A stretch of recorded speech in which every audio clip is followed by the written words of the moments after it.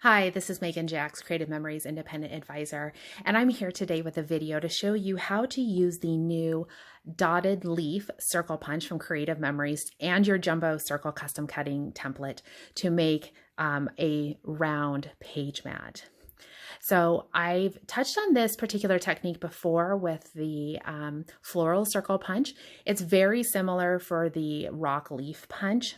We're going to do with the same technique where we marked the inside back edge of our punch. So to do that, this is going to help when we put our circle in order to tell us how to line up the curve. So the first thing, and it's going to be a little bit hard to see, hopefully you can see, I've used my journaling pen to just go ahead and mark inside there. It is 1/4 of an inch. So 1/4 of an inch from the top of the cutting edge. So you'll go ahead and mark that. And that's going to be a super helpful reference point when we actually start punching. So go ahead and get that done first. The next thing that we're going to do is we're going to go ahead and obviously we're going to use our jumbo circle template. So I have a video that I actually just finished making that shows you how I mark my guide in order to help me reference later after I cut where my angles are. And so if you have a chance to watch that video, that's great. Otherwise, you'll see what I'm talking about and you might want to go back and look at it if you haven't already marked your template.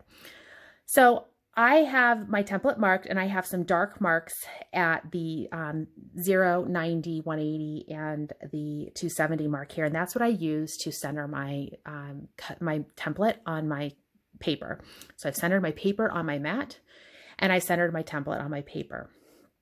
So now I'm going to go ahead, I'm going to use the blue blade in the outside track and I'm going to go all the way around.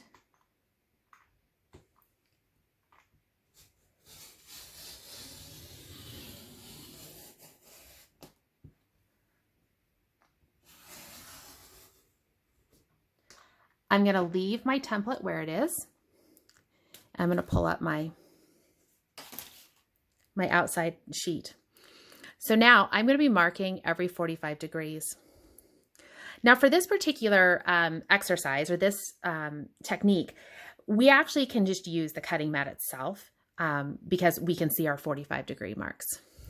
But if we were using the 60-degree marks or the 30-degree marks, excuse me, you would see that we wouldn't be able to see them. But we don't have to worry about that. Watch the other video if you want to see a little bit more info on that. But we're going to be using 45-degree marks. So that's what you need to know, 45 degrees. So I'm going to come here at the 6 here on my cutting mat or my dark marks. I have a mark here at 45 degrees on my template and I can use my 45-degree mark on my cutting mat. And I'm going to go around every 45 degrees and I'm going to put a pencil line.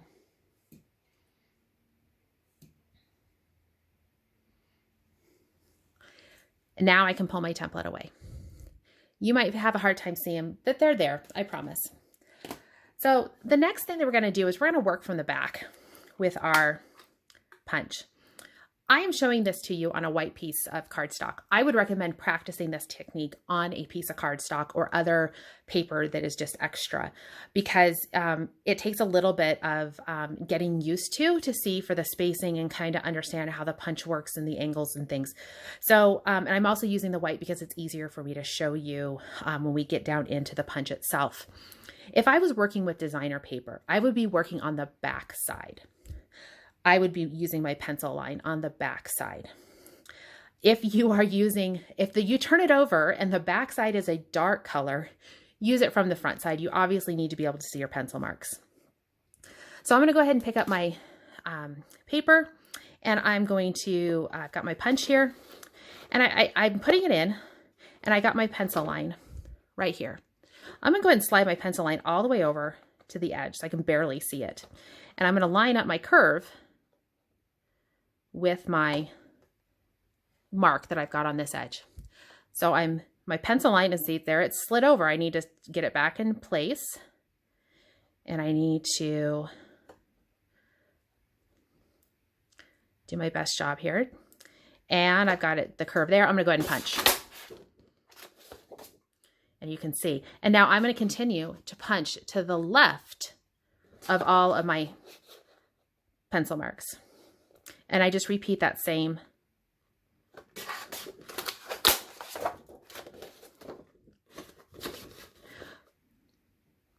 Keep going all the way around.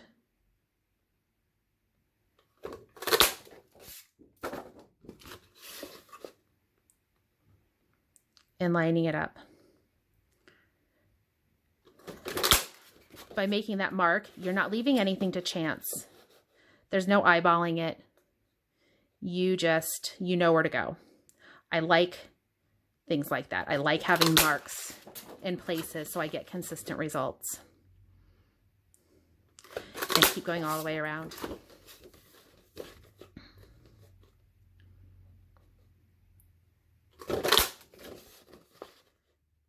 Got one more.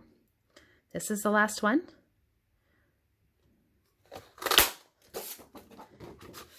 So now you can see I have got a lovely design here. So now I'm going to flip it over. So now I'm working with the front side. And I'm going to go ahead and I'm going to repeat the same thing. So now here the technique that you've got to do is you're going to line up on the left side, or excuse me, the right side. You're going to see this dot or this hole right here. That's where I'm lining up on my right side of my paper. I'm going to line that up and use it as my pivot point. I'm going to gently squeeze. I'm ever so gently. And I'm going to rotate my paper until I kind of get to the point where I can actually see, imagine if my punch was going all the way, I would still curve into, if the paper was continuing, it would curve into that line I've already made. Two things to look out for here. This corner here, you need to make sure that this leaf is punching through paper. You also need to make sure that this leaf doesn't enter into the cutting area. So let me show you what I'm talking about. If I was up here like this, I can see this leaf pointing through. I don't want it. I don't want to cut it off. So I'm going to adjust my angle until I get it. I'm lined up pretty good over here. I'm going to be able to cut all the way here. And I don't have that little point coming through on this side. So I'm good to make my punch. And I'm going to continue doing that same step all the way around. And you have to kind of finagle it a little bit. If you're off in your initial cuts, you're going to find that this is where you're going to find out. And I will tell you, if you find you lining up here perfect means you're cutting off this leaf, shimmy it this direction a little bit. It is much easier to widen this hole over here by a little bit, keep your leaf all the way on the paper and not cut that leaf.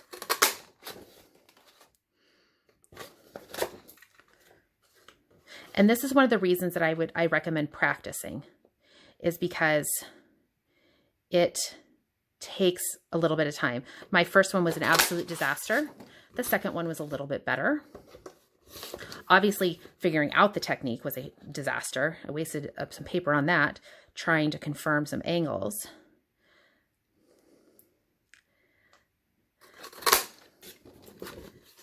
But it's definitely worth the effort. It's a fun technique to do. It is makes a really lovely page mat. This particular design does not have the tulip floral element to it, so it adds a little bit more versatility. Almost done. One more or two more to go.